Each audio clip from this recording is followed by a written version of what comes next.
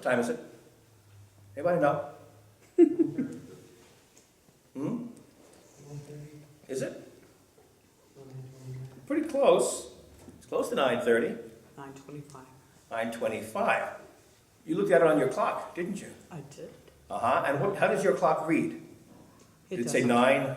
9:25? My clock doesn't read. So that's how you show it's 9:25. You know, I teach school. High school students who can't tell time. They can look at a digital clock and tell you it's 9:54, but they have no sense of what 54 is in relation to the whole hour. And it's this kind of clock, called an analog clock, that absolutely stupefies them. They don't even grasp that there are two hands of different sizes. Plus this little red one that keeps going around and around very fast.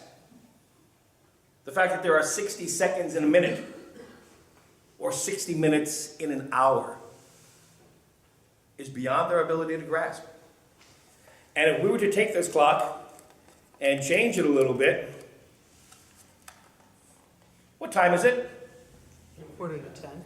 9:45, some would say, or 9:45. The kids have no concept of quarter hours.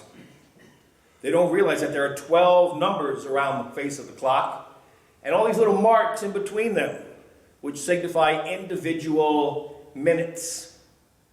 Therefore, there are 60 minutes in an hour, 12 times 5.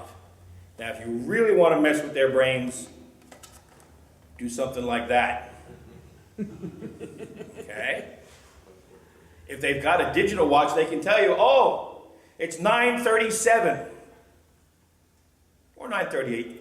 Kind of hard to tell. This doesn't have a little dots. 9:43. 9:43. I was bad as my kids. I teach special ed because I is one. But the notion that it's 17 minutes before 10 is absolutely lost on them.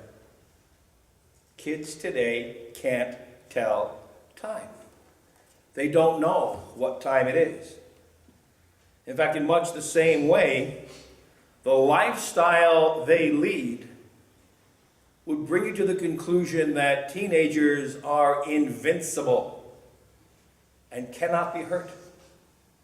That's why when one of their peers is killed in an accident, they're devastated.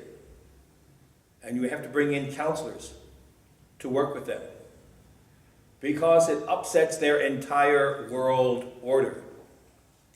A teenager would think nothing of doing 120 miles an hour on the freeway, or 70 miles an hour on a city street, or trying to see if he could jump off the roof of his house into the swimming pool that's in the backyard. The fact that he could fall and break both his legs and other bones in his body never crosses his mind, because that's just not who they are. And to see somebody hurt is a stunning shock to them. But before we shake our heads at the doofus kids, let's consider ourselves, who sometimes live as if Jesus isn't going to come back for thousands and thousands of years, when in reality, any one of us can be sick or experience death unexpectedly, or Jesus could return tomorrow and catch all of us by surprise.